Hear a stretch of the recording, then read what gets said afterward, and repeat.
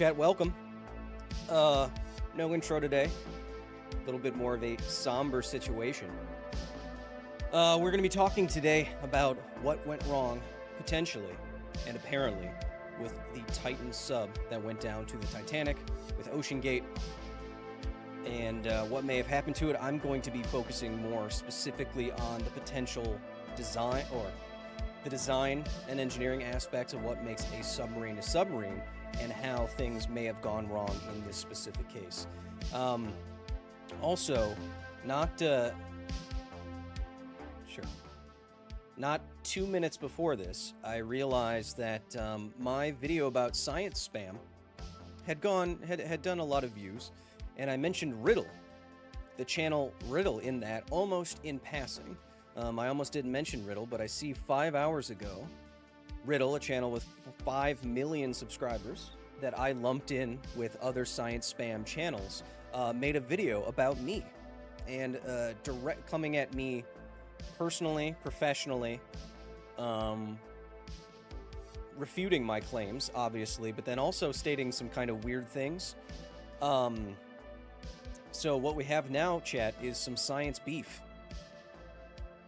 We have some science YouTube beef, and I might have to do a live react of that here on the channel, here during this podcast afterwards, after we talk about the Titan, and maybe if I need to apologize or not, we'll go through all of that and we can turn it into something,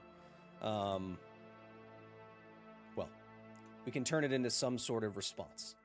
I have nothing against Riddle, of course. I was just identifying them as part of a trend that I see. Anyway, we'll get to that, chat. If you want to stick around for science beef, I haven't watched the full video, but I have seen them put my head on a face and make me say my face on a body and make me say stuff. So we'll see. Chat, what do we know? Maybe it's not good to have music. Chat, at the time we are talking about the Titan, the latest update from the U.S. Coast Guard is that the ship has imploded. Hey, grab a coffee. You look like you need one. Thanks. The Titan has imploded. We'll get to specifically what that means. What implosion means, what it means for a vessel, but what it means in the in the big picture scheme of things right now is that the ship is destroyed and there is no chance to recover anybody. There are more likely than not no survivors. Everyone aboard has died.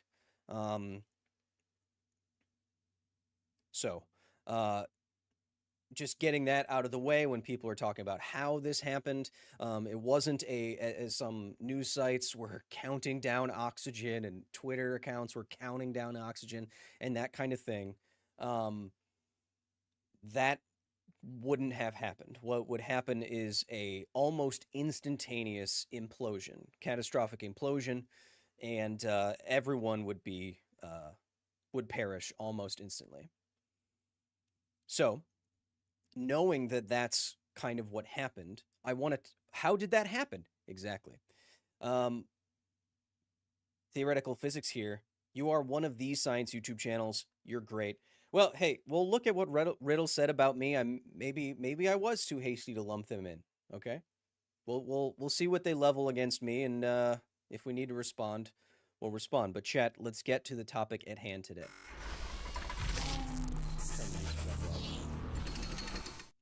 Chat, this is the OceanGate submarine. This is the submarine that imploded. It's about the size of a minivan on the inside. It has its tapered tail here, not for any weird reason, but to make it more hydrodynamic.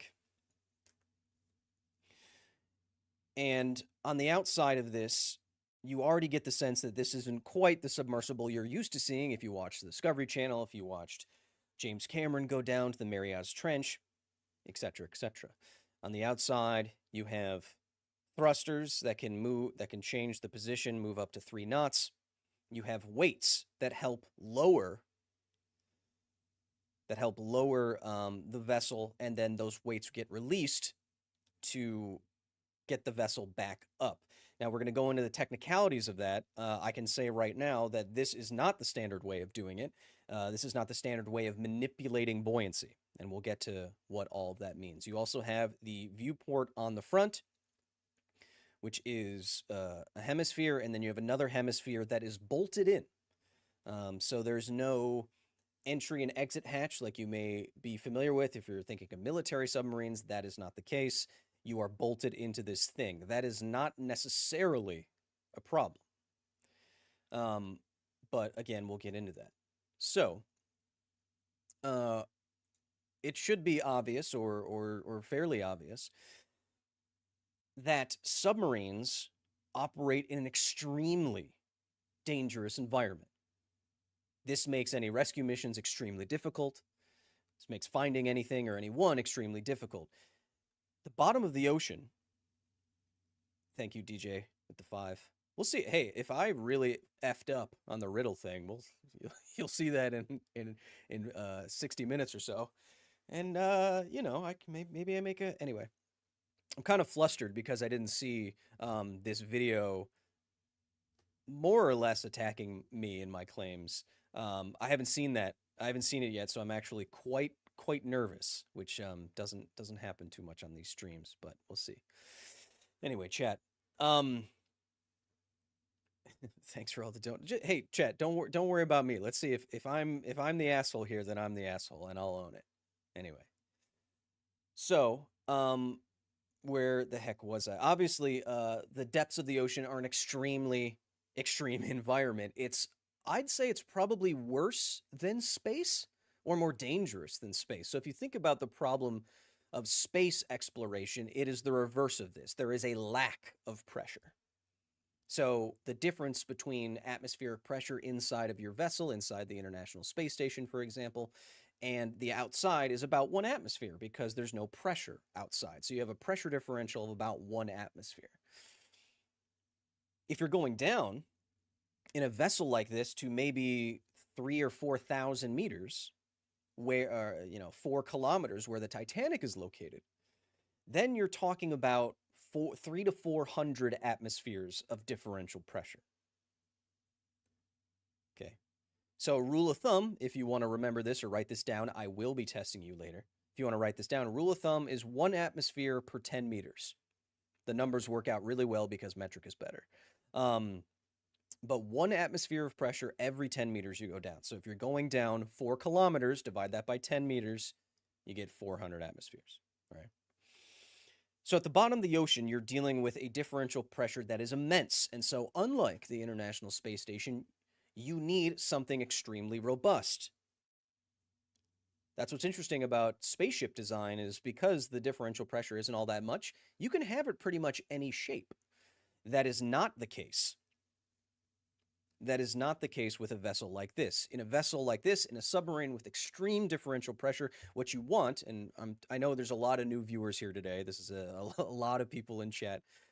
We're coming at this from more of a physics and design perspective of what can happen to a submarine and why it's made that way. But the pressure, if you have a large pressure differential, pressure is force divided by area. And so the less area you have, the less actual total force is pressing down on your vessel. Now, you ask the question, what shape minimizes surface area? Well, Tayzon Day in the chat, they pinch pennies and cut corners. We'll get to that, Tay. Appreciate you being here, man. Veritable internet celebrity here. What shape minimizes surface area? It turns out for a given volume, because the radius of a perfect sphere has the same distance to every point from the radius. From the center point, the radius is the same no matter where you go. A sphere has the least amount of surface area for a given volume. That means that if you're building something under extreme pressure at the bottom of the ocean, a submersible, whatever, a shape or a spherical shape, a hemispherical shape, arch shapes are going to be the strongest because they have the least amount of surface area, which we just learned means the least amount of force and pressure. Okay? So that's why every submarine you've ever seen looks like this. At both ends, you have a hemisphere. You can't see it because it's just underneath this cowling, but it's a hemisphere at each side. And then how do you extend a hemisphere in the third dimension? You extend it, and that becomes a cylinder. Obviously, not as strong, which we just talked about, but it's a way to make a strong structure. Now, what are we dealing with at the bottom? We're dealing with what's called hydrostatic pressure. And what I've always liked from an engineering perspective about hydrostatic pressure is that it's an extremely simple equation. So if you didn't think I was going to actually teach you about submarine physics, then you don't know me. And maybe I'm not as terrible as Riddle thinks I am. So we're dealing with hydrostatic pressure. And hydrostatic pressure is a really, really simple equation. It is just the pressure of the atmosphere multiplied by the density of the stuff that you're in, multiplied by gravity, which gives you the weight of the stuff, multiplied by the height of the stuff above you. That will give you a pressure. So when you're talking about going underwater, you are literally calculating the weight of the water column above the projection of your surface. Okay. So if you just had a square, it would just be a square water column all the way up. It's literally just what is the weight of water above your shape and just your shape. So in this case, it kind of looks like a pill when you extend the projection up. So what is the weight of water on that? And because that water column is usually much, much taller than the object is wide or long, you consider it to basically be equal pressure on the entire thing, even though it isn't actually. You calculate the average pressure, whatever. So when you're building a vessel like this, and we'll get into how Titan gets away from this, when you're building something underwater, you want something like you see on the left, which is to have transverse, or cutting across the shape of the object, transverse ways to make the material stronger, which you can see is kind of like the ribs here. Again, circular shape. And then you also want longitudinal support, because if the submarine or submersible is long enough, you can also bend this way, bend and break this way. So you'd want you can see the green on the bottom of that cylinder. That is the bracing that prevents the submersible from bending, and the ribs prevent against that hydrostatic pressure. Okay, so most submarines will have more or less two components. Those are the two main components, and what you're seeing right here is the main, what do they call it? The inner hull, just want to be specific. The inner hull is the thing that is most spherically shaped. The outside being the most spherical, and then hemispherical on each end. Then you also have the outer hull. Now, the outer hull is a way to bring in water or push in air, which is how you manipulate the buoyancy of the object. Again, Titan didn't do this. They used weights. But most submersibles, like Navy submersibles, would use ballast. And so that is just a calculation you can see at the top here. A buoyant force calculation. Now, buoyant force on an object is equal to the weight of the stuff you push out of the way. Okay? So if the submarine pushes more water out of the way than it weighs, pushes more weight of water out of the way than it weighs, it floats. That is why a beach ball is so hard to submerge, because a beach ball submerged, think of how much water would be in there. It'd be over 100 pounds worth of water, and yet the beach ball doesn't weigh very much at all, and so the buoyant force points upwards. How submarines get around this problem, being, let's say, an average density that is less than water, meaning it floats because the inside of it is hollow. It's not all steel, otherwise it would sink.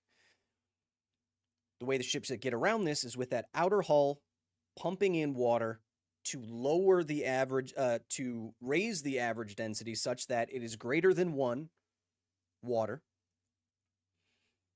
and then the ship will sink. Okay. So those are the basics of what you are trying to do. And one thing I just learned doing this, looking at the basics of the engineering of a submarine, is something I did not know, and I want to contrast it with what we know about the Titan. Where the heck is that? Okay, now look at this for a second. Now, when you see reports about the Titan not being as concerned with construction or evaluation, this is from a textbook, and I didn't know this, and I want you to read it. When you're going into an extreme pressure environment, the extremeness demands accuracy and factors of safety. Inner hull sections are perfectly circular. Any out of roundness has significant impact on its ability to support the hydrostatic load. For example, 0.5% deviation from perfect circle reduces the load capacity of over 35%. Think about that. So the load on a submersible is so big that any misalignments, errors, cracks, crevices, anything that deviates from perfect immediately cuts the depth you could go to by half. Not by half, by a third. Almost a half.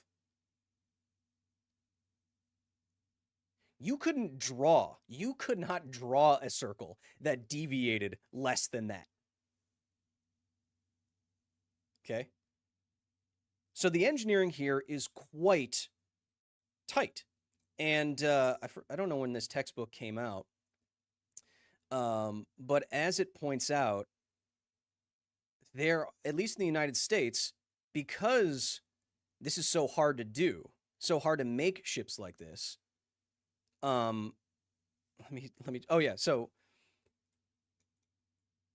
because quality control of the manufacturing process is critical, as any out of roundness can severely compromise submarine structural integrity. Consequently, the number of shipyards that can actually do this are 1, 2, 3, 4 people in the United States at all.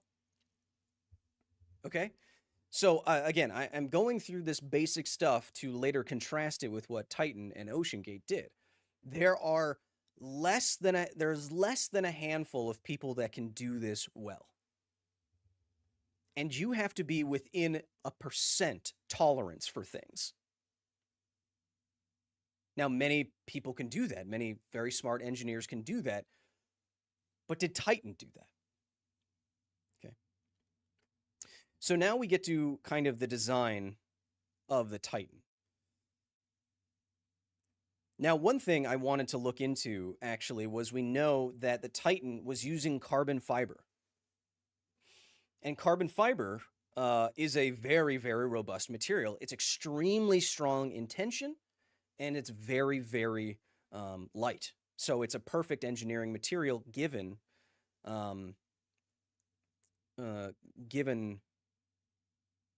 depending on the circumstance. I see a number of people, and I forgot to mention this, when everyone's talking about using video game controllers to control a submersible, this is kind of a red herring. Using a Logitech controller or a modified video game controller is something the military does for almost everything. The military uses modified old Xbox controllers to fly drones. My friend Emily Calandrelli pointed out to me that on the nuclear submarine that she went on, there was a PS5 controller that was being used to control things. the video game controller is a red herring.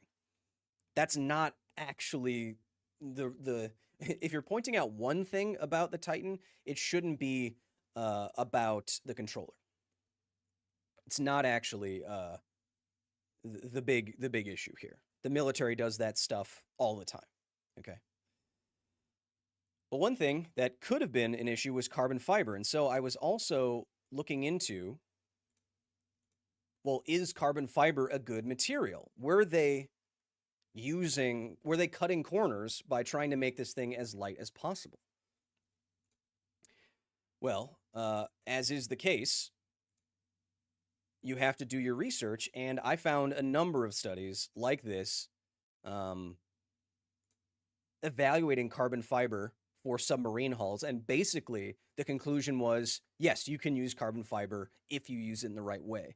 This one specifically was S-glass carbon fiber and polymer, making it a composite material, and they found that it would be rated to a depth of up to 7,000 meters, so even twice as far as Titan went. Okay, so the carbon fiber is also not necessarily the failure point here. However, there's a problem with how they implemented this, possibly. Okay, so the controller's not really the issue. The carbon fire. Sorry, I was looking at chat being a dumpster fire. The carbon fiber may not necessarily be the issue. However, the more we learn, the more we get worried about the culture of safety at this company. So you have the CEO saying that at some point safety is just pure waste. You have to take chances. You have to get out of the bed in the morning. You have to cut corners. You have to challenge yourself. Now, I have never met any serious engineer or someone who works at NASA or anything like that, JPL. Never heard anyone say anything like that. Volume, Kyle? Am I too low? I think I'm all right. You can't prove that this meant a deep-seated a deep-seated problem with the safety culture at that company. You're a bit quiet? Sound fine to me? No, you were too low. Jeez. Oh, I know why. This microphone keeps doing that. Sorry about that. Okay. But again, I've never heard this from a serious engineer. Factor of safety is what you want. And in fact, modern submarine design is built on multiplying factors of safety. So what you do, guys, calm down. So what you do is you manufacture and you engineer the inner hull to handle all that hydrostatic pressure. And you do that to an order of a factor of safety, which is just an engineer way of saying you have some wiggle room. It's not exactly what you need. It's a little bit more than what you need, right? It's a little bit more than what you need.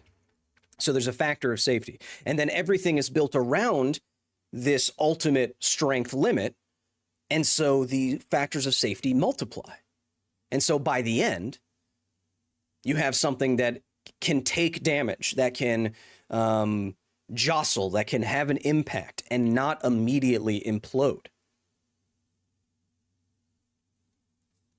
Okay. Now, I mention that because it seems like, which has now become public knowledge, that there have been multiple times where engineers have pointed out to OceanGate that specifically their porthole, their viewing port, was not rated for the pressures that it was going to go up to. And if it's not even rated for the pressure you want to go up to, that means you have zero factor of safety, right? When you're rated to go up to something, that means Yeah, there's a little wiggle room, but you cannot go below this. So if you're not even close to what you're rated as, then you have zero factor of safety, then things can go wrong. So I think specifically they're saying that an engineer pointed out that the viewport at the forward of the submersible was only built to a certified pressure of 130 meters, but they wanted to take people down to 4,000 meters and have done this 20 times before. Now, if you're doing, that's lucky. What that is lucky.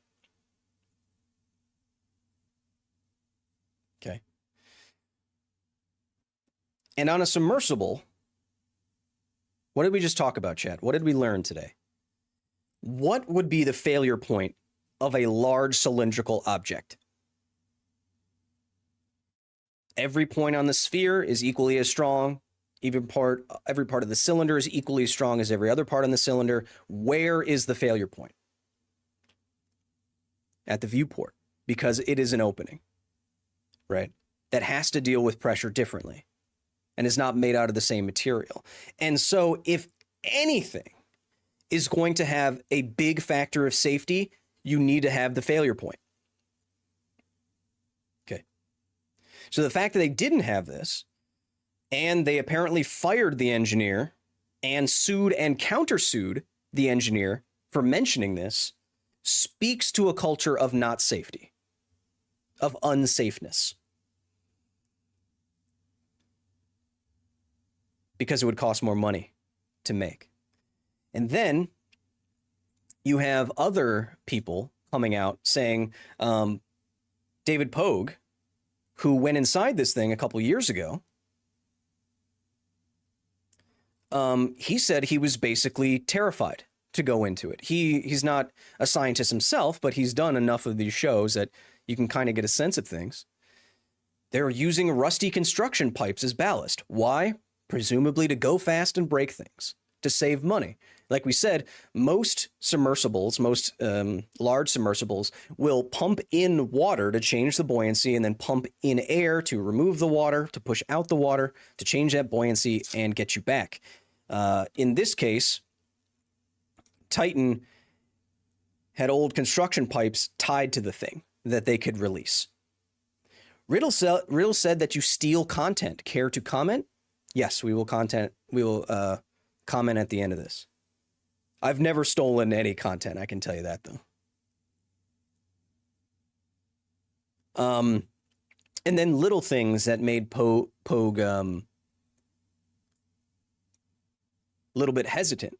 You know, he says, quote, I remember it was odd that they put in only 17 of the 18 bolts. The 18th one is way up high, and they didn't bother with that one. They said it makes no difference. Okay. So all of this is speaking to a culture of unsafeness. You stole Thor's look, he stole mine. Why is your face so red? Color correction and sunburn. And the fact that we're going to do something that I've never done before at the end of this. So I'm a little hot. So what is the failure point for something like this? When you have a submersible like this, the failure point, if it's not rated for it, probably the viewport. What happens in that situation? Well, something exactly like this happens in that situation. And I don't mean to belabor the point of how terrible this is, but this is an explosion. It is a reverse explosion. So in instead of out. This is an immense pressure differential created by having steam evaporate inside of this tank, lowering the pressure until it was significantly below atmospheric pressure. And then all you need is that little bit of out of roundness, that little imperfection, that 0.5% off perfect circle. And within milliseconds, the entire structure will collapse and implode. And given that what the U.S. Coast Guard said was a large debris field and a smaller debris field inside of it, What you're looking at is not an explosive decompression like you're thinking of, but a catastrophic implosion where the vessel got completely destroyed.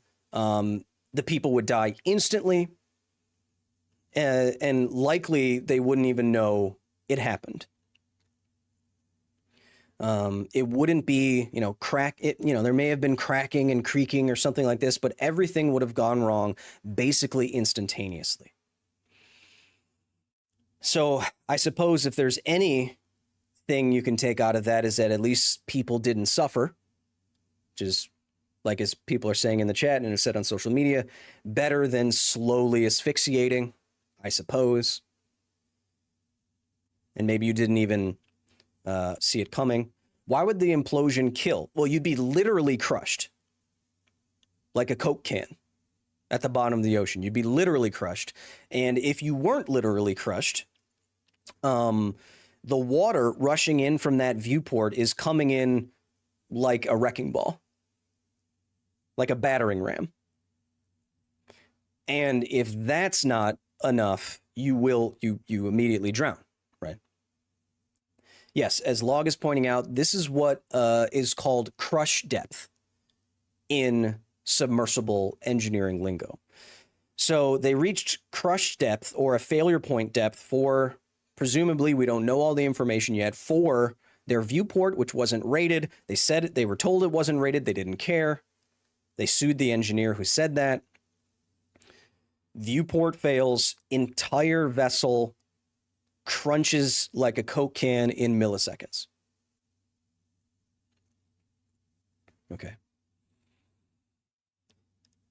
Now, there's many other things that have been pointed out, of course, from what I was just saying, David Pogue said, with not doing all the bolts, with skimping on things, getting materials from Hobby Lobby and Camping World for the interior of this thing. You can't say one way or another for sure, but it's all pointing towards the direction of being very unconcerned with safety. These things are hard to make. You can't just jump in something and go to the bottom of the ocean. I think there's 5 or 6 private submersibles in the world that can go to those depths, something like that. And so, chat, I see the memes and I see people on social media, talking about, the billionaires and, who cares? They're rich people. And obviously, I think that's a little heartless and careless. But also, it's not something that we couldn't have seen coming or wouldn't have expected. In my mind, I said this in our Discord. In my mind, this is kind of like the guy who was trying to prove that the Earth was flat, and so he made his own rocket and then launched his own rocket and crashed and died. It's not exactly the same thing, but I don't feel super bad for doing something very unsafe and having the consequences be there. So, yeah. So what has happened, according to the Coast Guard, catastrophic implosion. What it seems to be is a culture that was not oriented around safety. You have quotes from the CEO attesting to that. You have legal cases attesting to that. And what happened is 5 people died instantly at the bottom of the ocean. Okay. That's what happened.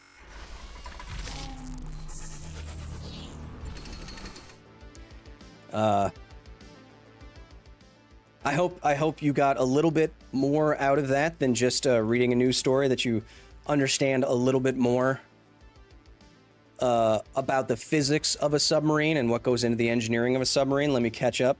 Yeah, Chompy, you're pointing out the knocks heard by underwater sonar and listening equipment was definitely not from the crew or the capsule, as it seems like the implosion happened earlier, and that's because they didn't hear the implosion on these sensitive underwater microphones. It would have made a large cavitation bubble, etc., etc. Diane Peter. Oh, and there was also the carbon fiber may have not. The other thing pointing out about carbon fiber, while we went through the evidence that carbon fiber could absolutely be used in submarines, apparently the engineer that was fired for whistleblowing also pointed out that they didn't run the tests to check the carbon fiber for bubbles, delamination, stress, fractures, and other imperfections as the submarine is repeatedly loaded and then unloaded. It takes a lot. The material has to be very robust to be loaded with thousands of pounds of weight and then unloaded over and over and over again, more than a dozen times. Thank you, Diane, for the 50. Dark Jester with a 10. Yeah, so we didn't hear, the pounding was unrelated. There's a lot of weird noises happening in the ocean at all times. And because sound travels so much better in the ocean, it could have been from very, very far away. Thank you, Jason. Alex Daslieb. Kyle, that video of the implosion steam condensation was from 1 atmosphere only. No, they were way beyond that in a better vehicle, porthole notwithstanding. Yeah, so I showed it just as an example of what an implosion looks like. That's just at 1 atmosphere of differential pressure. They're at around 400 down there.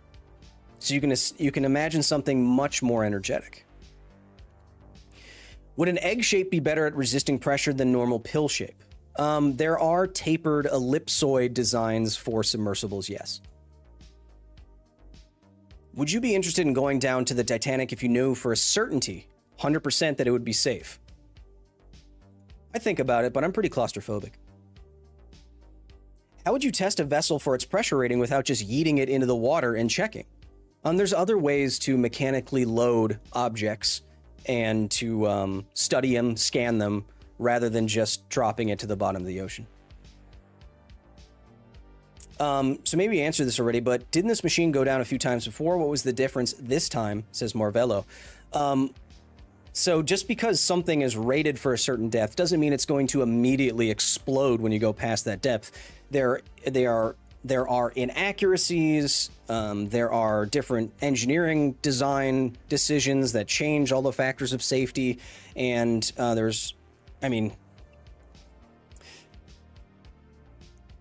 the failure modes like that aren't 100%, but they become more likely the closer the more often you get and pass those safety checks. Chat, I gotta say, I am literally...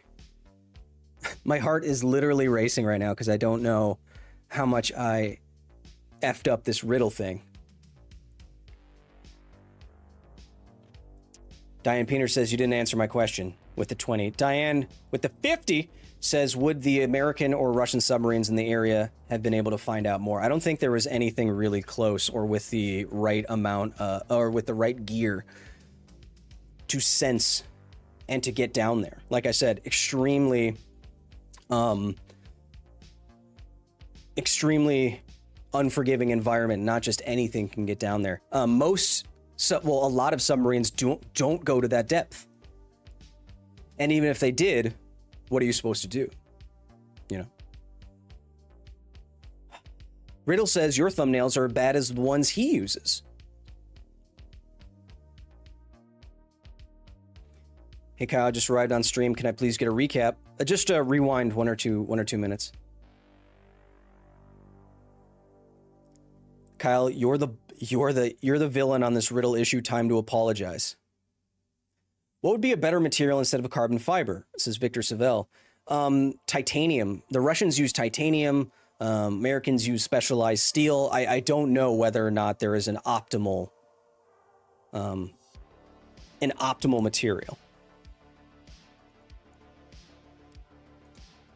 Dominic, so the DSV Alvin doesn't allow metal buckles because even the slightest scratch on the entry hatch seal is enough to result in a scrapped dive. Yeah, incredible amount, like how little tolerance there is.